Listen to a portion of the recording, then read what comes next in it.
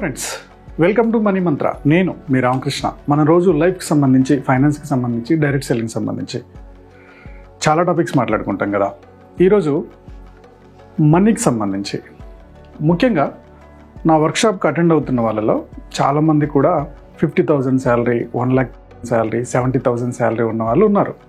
ఎంత బడ్జెట్లో ఇల్లు తీసుకోవాలి అనే ఒక క్వశ్చన్ రేజ్ అయితే డౌన్ పేమెంట్ ఎంత ఉండాలి, ఒకవేళ అంత డౌన్ పేమెంట్ లేకపోతే మొత్తం లోన్కి వెళ్ళిపోతే తర్వాత ఏం ప్రాబ్లమ్స్ వస్తాయి అనేది నేను కొద్దిగా ఎక్స్ప్లెయిన్ చేస్తూ వచ్చిన. సార్, అంత తక్కువ శాలరీ వాళ్ళకి కూడా చెప్పండి అని అంటారు, బట్ నేను చెప్పే ఫామ్లో అందరికీ హెల్ప్ అవుతుంది. ఒకసారి చెక్ చేసుకోండి.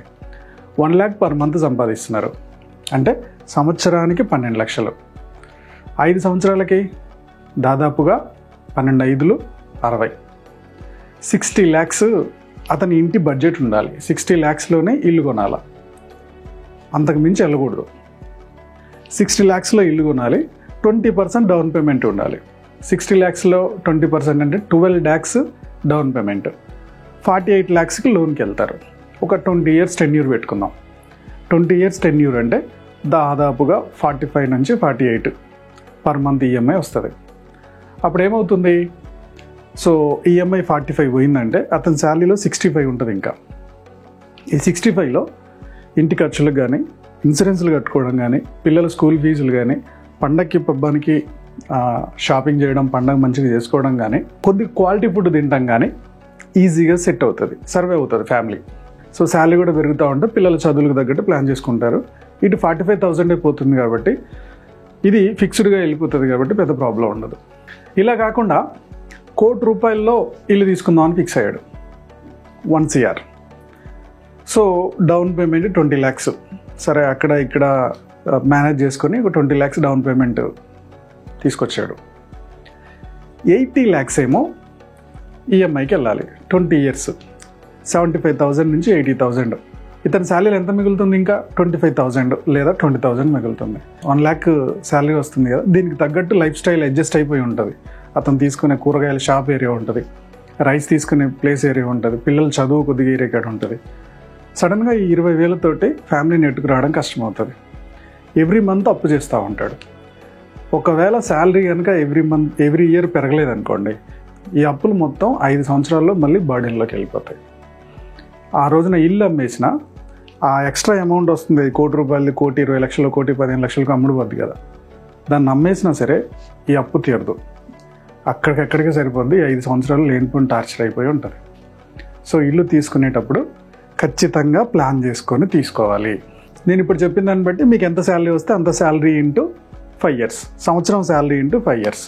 ఈ లెక్కలన్నీ చూసుకున్న తర్వాత ఇల్లు నేను ఇప్పుడు తీసుకోవడం కరెక్ట్ కాదు సార్, ఒక 5 years తర్వాత తీసుకుంటా అని అనుకునే వాళ్ళు ఉంటారు. ఇప్పుడే తీసుకోలేకపోతే 5 years తర్వాత ఎలా తీసుకోగలుగుతాం అనే ఆప్షన్ ఇప్పుడు చూద్దాం. ఇన్ఫ్లేషన్ క్యాలిక్యులేటర్ ఓపెన్ చేస్తున్నా. మీకు ఒక 5 సంవత్సరాల తర్వాత మీరు తీసుకుందాం అనుకుంటున్న ఇల్లు వాల్యూ 50 lakhs ఉంటే ఒక 5 సంవత్సరాల తర్వాత దాని వాల్యూ ఎంత ఉంటుంది? గూగుల్కి వెళ్ళిపోండి, మీరు కూడా ఇన్ఫ్లేషన్ క్యాలిక్యులేటర్ని ఓపెన్ చేయండి. ఇంటి ధరలు పెరగడంలో ప్లేస్ కొన్న స్థలం రేటు పెరగడంలో యావరేజ్గా ఇన్ఫ్లేషన్ అనేది 10% ఉంది, ధరలు పెరగడం అనేది. సో ఇప్పుడు మీరు 50 lakhsలో ఒక ప్లేస్లో తీసుకుందాం అనుకుంటున్నారు కదా, దాని కాస్ట్ ఒక 5 years తర్వాత 10% ఇన్ఫ్లేషన్ చొప్పున దాదాపుగా 80 lakhs అవుతుంది. లేదు 10 years ఆగి తీసుకుందాం అనుకుందాం. 10 years ఆగిన తర్వాత సేమ్ మీరు అనుకున్న ఆ 50 lakhs ఇల్లు కాస్ట్ కాస్త 1,29,00,000 అవుతుంది.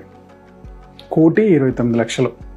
ఓకే, ఇది మళ్ళీ మీరు డౌన్ పేమెంట్ రెడీ చేసుకోవాలి, తర్వాత ఈఎంఐకి వెళ్ళాలి. శాలరీ పెరుగుతుంది కదా సార్, శాలరీ పెరిగిన తర్వాత తీసుకుంటా అంటే నీ శాలరీ పెరుగుతున్న కొద్దీ నీ ఖర్చులు కూడా ఎక్స్పాండ్ అవుతాయి. మ్యారేజ్ అయిపోయి ఉంటే నీ ఖర్చులు కూడా పెరుగుతూ ఉంటాయి, పిల్లల చదువులు పెరుగుతూ ఉంటాయి, హాస్పిటల్ ఖర్చులు పెరుగుతూ ఉంటాయి. ఓకే, సో ధరలు పెరుగుతున్నాయి, ఇన్ఫ్లేషన్ ధరలు పెరుగుతున్నాయి. సో ఆ ధరల ప్రకారం నీకు వస్తున్న ఆడికాడికే సరిపోతూ ఉంటుంది. మరి ఇల్లు ఎప్పుడు తీసుకోవాలి? తీసుకోవద్దంటారా? ఒకవేళ 5 years 10 years తర్వాత తీసుకుందాం అనుకుంటే అప్పటికి ధర పెరిగిపోతుంది. ఇప్పుడు మీరు 50 lakhsకి ఎంతైతే సఫర్ అవుతున్నారో రేపు ₹1,00,00,000 అంతే సఫర్ అవ్వాలి. ఒక 5 సంవత్సరాల తర్వాత ₹1,00,00,000 కూడా అదే టార్చర్. ఇప్పుడు మీకు 50,000 వస్తున్న శాలరీ కాస్త ఇంకొక 5 సంవత్సరాల తర్వాత 60,000 కావచ్చు. 60,000కి తగ్గట్టే మీకు ఖర్చులు ఉంటాయి. మళ్ళీ ఇల్లు కొందాం అనుకున్న బర్డెనే. ఇలా 1990sలో బాల్నగర్ ఏరియాలో, ఉప్పల్ ఏరియాలో గజం రూ. 200 ఉండేది. అప్పట్లో 100 గజాలు నేను జస్ట్ 2000కే తీసుకున్నాను, లేకపోతే 4000కే తీసుకున్నాను అంటారు. బాస్ ఆ రోజుల్లో 2000, 4000 అంటే ఈ రోజున అది 20 లక్షలు, 40 లక్షలతో సమానం. ఆ రోజుకి ఆ వస్తున్న శాలరీకి అది ఎక్కువ. ఎగ్జాంపుల్కి అప్పట్లో గవర్నమెంట్ ఎంప్లాయీస్ ఎవరు ఉండేవాళ్ళు? సింగరేణి వాళ్ళు, లేకపోతే ఆర్టీసీ డ్రైవర్స్. ఓకే, సో ఇలా గవర్నమెంట్లో చేస్తున్న వాళ్ళు జీతాలు ఎంత ఉండేటివి తెలుసా? మొత్తం మీద ₹1000 నుంచి 2000, 3000 వచ్చేటివి వాళ్ళకి. 90sలో ఎవరు 2000తో లైఫ్ లీడ్ చేసేవాళ్ళు. సో మనకి ఇప్పుడు వినడానికి 2000 200లోనే వచ్చిందా అంటే 200 ఆ రోజున 2 లక్షలతో సమానం. ఇప్పుడు వస్తున్న 50 లక్షల ప్లేసు ఇల్లు నీకు అప్పటికి 80 లక్షలు కావచ్చు, ₹1,00,00,000 కావచ్చు. ఇన్ఫ్లేషన్ పెరుగుతున్న ధరలను బట్టి. ఇప్పుడు కొనలేకపోతే తర్వాత కొనగలుగుతాము అంటే దానికి ఉన్న ఏకైక ఆప్షన్ ఒకటే, ఇమీడియట్గా ఇన్కమ్ పెంచుకోవడం. ఇన్కమ్ పెంచుకోలేదనుకోండి, ఇందాక నేను చెప్పినట్టే అప్పులు చేసి తీసుకొస్తారు. ఆ టయానికి పని దొరకలేదనుకోండి, అప్పులు ఎక్కువైపోతాయి. అప్పులు ఎక్కువైపోతే ఇల్లు ఏలంపాట వేయాల్సి వస్తుంది. సో ఇన్కమ్ పెంచుకోవడానికి ఏమేమి ఆప్షన్స్ ఉన్నాయి? మీరు ఉన్న ఫీల్డ్లోనే మినిమం 20-30% ఇన్కమ్ పెరగడానికి ఏమేమి స్కోప్ ఉందో అలాంటి కంపెనీకి షిఫ్ట్ అయిపోవాలి. ఉన్న కంపెనీలో పెరగట్లా, సో ఆటోమేటిక్గా వేరే కంపెనీకి షిఫ్ట్ అవ్వాల్సిందే. ఇల్లు అనేది చాలా ఇంపార్టెంట్. ఎన్ని రోజులు అద్దె కొంపల్లో ఉంటాము? రేపు పిల్లలు చదువుకు వచ్చిన తర్వాత వాళ్ళు సంపాదించేదాన్ని బట్టి ఇల్లు తీసుకుందాం అనుకుందాం. 20 సంవత్సరాలు పిల్లలు చేతికి రావడానికి 25 సంవత్సరాలు, 20-25 ఇయర్స్ ఎన్ని రోజులు అద్దెల్లో ఉండం. ఇల్లు తీసుకోవడం అనేది చాలా ఇంపార్టెంట్. ఎందుకంటే ఇంట్లో ఫంక్షన్ ఉంటాయి, పబ్బాలు ఉంటాయి. ఒక 4 ఎక్కువ వస్తే ఓనర్స్ తోటి ప్రాబ్లం. ఇంతమంది ఎందుకు వచ్చారు? నీళ్ళు ఎక్కువ అవుతున్నాయి, కరెంటు బిల్లు ఎక్కువ అవుతుంది, బండ్లు ఎక్కువ పెడుతున్నారు, మీ ఇంటికి ఎక్కువ మంది జనాలు వస్తున్నారు, చాలా రిస్ట్రిక్షన్స్. అవునా? సో ఇలాంటి సిచ్యువేషన్లో సొంత ఇల్లు కావాలి కానీ మన శాలరీ సరిపోవట్లేదంటే ఖచ్చితంగా మీ ఫీల్డ్లో గ్రోత్ ఉండడానికి ట్రై చేయండి. మీ ఫీల్డ్కి సంబంధించి ఏ కోర్సు నేర్చుకుంటే వర్కౌట్ అవుతుంది. ఓకే, ఇంకేదైనా కంపెనీకి మారితే శాలరీ పెరుగుతుందా? మినిమం జంప్ చేసిన ప్రతిసారి 20-50%, ఒక్కోసారి 80% కూడా హైక్ వస్తుంది. అలా జంప్ చేయాలి. 2-3 ఇయర్స్లో కంపెనీ మారాలి. ఒకే కంపెనీలో కనుక 5 ఇయర్స్ దాటి ఉన్నారంటే అక్కడ గ్రోత్ అనేది ఎంత 5% 10% వేస్తూ ఉంటారు. సాఫ్ట్వేర్ కాకుండా మిగిలిన వాటిలలో చెప్తున్నాను నేను. సో ముందు మీరు ఇల్లు తీసుకోవాలనే ఆలోచన పక్కకి వెళ్ళిపోద్ది. ప్లానింగ్ లేకుండా తీసుకుంటే ప్రాబ్లం ఎక్కువవుతుంది. రెండో ఆప్షన్, పార్ట్ టైంలో ఏదైనా బిజినెస్ చేయండి. పార్ట్ టైంలో బిజినెస్ ఏమేమి ఆప్షన్స్ ఉంటాయి? సో మీ దగ్గర కనుక కొంచెం ఇన్కమ్ ఉంటే పార్ట్ టైంలో మీకున్న ఎక్స్పీరియన్స్లో, లేకపోతే ఆల్రెడీ మీ ఫ్రెండ్స్ ఎవరైనా స్లీపింగ్ పార్ట్నర్స్ ఉంటే అలాంటి వాటిలలో ఇన్వెస్ట్మెంట్ చేయండి. స్లీపింగ్ పార్ట్నర్ ఇన్వెస్ట్మెంట్ చేయండి.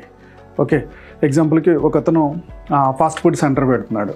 మంచి అగ్రిమెంట్ రాసుకొని ఆయనతో పార్ట్నర్షిప్లోకి వెళ్తారా? లేదా బట్టల షాప్ పెడుతున్నారు, లేదా మెడికల్ షాప్ పెడుతున్నారు, లేదా గోట్ ఫార్మింగ్కి వెళ్తున్నాడు మీ ఫ్రెండ్ ఒకతను, సో కోళ్ళ ఫారం పెట్టబోతున్నారు. ఇలాంటి వాటిలలో మీరు మరీ అప్పులు కాకుండా, ఓకే, మీ బడ్జెట్లో ఒక 20-30% మీరు ఎక్కడన్నా తీసుకొచ్చి లోన్ తీసుకొని మీరు ఆ లోన్ కట్టుకుంటూ వాళ్ళకి పెట్టగలిగితే పెట్టండి. బట్ అగ్రిమెంట్ కరెక్ట్గా రాసుకోండి. వాళ్ళకి ఆ ఎక్స్పీరియన్స్ ఉంటేనే, ఆ ఫీల్డ్ ఎక్స్పీరియన్స్ ఉంటేనే మీరు ముందుకెళ్ళండి. ఆప్షన్ నెంబర్ 3, ఒకవేళ మీరు హైదరాబాద్ లాంటి ఏరియాలో ఉంటే, okay, so Zomato, Swiggy, Ola, Uber, పెద్ద లెక్చరర్స్, ఇంజనీరింగ్ కాలేజ్ లెక్చరర్స్ కూడా ఓలా, ఊబర్ నడుపుతుండగా నేను చూసాను. Part time. ఎందుకు అంటే, సార్ నాకు ఇల్లు తీసుకోవాలి సార్, నేను పలానా టయానికి కొంచెం అమౌంట్ సేవ్ చేయాలి, వీటిని అన్నిటిని ఎక్స్ట్రా వస్తున్న అమౌంట్ కాలేజ్ అయిపోయిన తర్వాత వచ్చి ఇతను బైక్ నడుపుతున్నాడు. ఆ వచ్చిన అమౌంట్ తోటి ఇల్లు ప్లాన్ చేస్తున్నాడు. నెల వాటిని ఎస్ఐపిలో పెట్టేసి ఒక 5 ఇయర్స్లో డౌన్ పేమెంట్ రెడీ చేసుకొని ఇల్లు తీసుకున్న వ్యక్తి కూడా ఉన్నారు. ఇమీడియట్గా పెట్టుబడి లేదు, మీకు బైక్ ఉండే చాలు. ఇలాంటి దారి కూడా ఇన్కమ్ సంపాదించవచ్చు. 4th option, last option, sir నాకు ఇప్పుడు స్కిల్స్ నేర్చుకునే టైం లేదు, నేను నా కంపెనీని వదలలేను, ఆ కంపెనీలోనే ఉంటా, పెట్టుబడి పెట్టడానికి నా దగ్గర డబ్బులు లేవు, పార్ట్నర్షిప్లో ఎవరితోనన్నా పెట్టుబడి పెట్టి ఓ మెడికల్ షాపో లేకపోతే వెజిటేబుల్ షాపో పెట్టాలన్నా నా దగ్గర డబ్బులు లేవు, ఓలా, ఊబర్ అంటే నాకు బాగా బ్యాక్ పెయిన్ వస్తుంది, నేను ఎక్కువ నడపలేను అంటే మీరు చేయాల్సిన లాస్ట్ ఆప్షన్ వచ్చేసి, ఒకవేళ డిజిటల్ డైరెక్ట్ సెల్లింగ్ బిజినెస్ని ప్లాన్ చేసుకోవచ్చు. నేను ఈ బిజినెస్లో 2001 నుంచి ఇప్పటిదాకా 3000 మందికి ట్రైనింగ్ ఇచ్చాను. నా టీము దాదాపుగా 300 నుంచి 500 టీం ఉంటుంది. మీ దగ్గర డబ్బు లేదు, స్కిల్స్ నేర్చుకోలేరు, ఓకే, సో బయట ఎక్కువగా తిరగలేరు. అలాంటప్పుడు పెట్టుబడి ఎక్కువగా లేకుండా చేయగలిగే బిజినెస్ డిజిటల్ డైరెక్ట్ సెల్లింగ్. మీరు నాతో పాటే జర్నీ చేయాలనుకుంటే, ఓకే, నాతో పాటు జర్నీ చేయాలనుకుంటే మీరు ఈ డిజిటల్ డైరెక్ట్ సెల్లింగ్ ప్రజెంటేషన్ వినండి. ప్రజెంటేషన్ విన్న తర్వాత 30 days నేను ఫ్రీగా ట్రైనింగ్ ఇస్తాను. ఇంట్లో కూర్చొని వాట్సాప్ని, ఫేస్బుక్ని వాడుకుంటూ digital marketing, digital direct selling అంటే డిజిటల్ మార్కెటింగ్ చేస్తూ మీరు ఎటు వెళ్ళకుండానే జూమ్ యాప్ని, వాట్సాప్ని, ఫేస్బుక్ని వీటిని వాడుకుంటూ బిజినెస్ని డెవలప్ చేసుకోవచ్చు. ఆ వచ్చే ఇన్కమ్ని మీరు నెల నెల ఎంత కావాలి మనకి, 20,000 నుంచి 6 లక్షల దాకా కూడా సంపాదించుకోవచ్చు. సరే, ఆ వస్తున్న ఇన్కమ్ని నెల నెల మీరు ఎస్ఐపిలో పెట్టుకుంటూ మీ ఇంటికి కావాల్సిన డౌన్ పేమెంట్ ఈ 5 yearsలో రెడీ చేసుకోవచ్చు. ఓకే, ఇది 2 to 3 years ప్రాజెక్ట్. మనం సీరియస్గా, సిన్సియర్గా నిజంగానే ఇల్లు తీసుకుందాం అనుకుంటే ఈ ప్రయత్నం చేయొచ్చు. దీంట్లో పోయేదేం లేదు. మీరు లక్షలు ఏడ కట్టట్లేదు. కోర్స్ కోసం కానీ, ప్రొడక్ట్స్ కోసం కానీ మీరు లక్షలు ఏం కట్టరు. ఓకే, సో నేర్చుకొని మీరు చేయగలుగుతాను అనుకుంటేనే ముందుకెళ్ళాలి. కాకపోతే సీరియస్గా నేను చేస్తాను అనుకుంటే మాత్రమే లాగిన్ అవ్వండి. జస్ట్ టైం పాస్ చేద్దాము, చూద్దాము, ఒక 2 నెలలు ట్రై చేసి వెళ్ళిపోదాం, ఇలాంటి మెంటాలిటీ ఉంటే నా టైం వేస్ట్, మీ టైం వేస్ట్. ఓకే ఫ్రెండ్స్, ఈ వీడియో మీకు నచ్చింది అనుకుంటున్నాను. నచ్చినట్టయితే లైక్ చేయండి, కామెంట్ చేయండి, షేర్ చేయండి. మా యూట్యూబ్ ఛానల్ చూస్తున్నా మా వ్యూవర్స్ అండ్ సబ్స్క్రైబర్స్ లైఫ్లో ఎప్పుడు కూడా గొప్పగా స్థిరపడాలని కోరుకోవడంలో మా మనీ మంత్రం ముందుంటుంది. Go self made.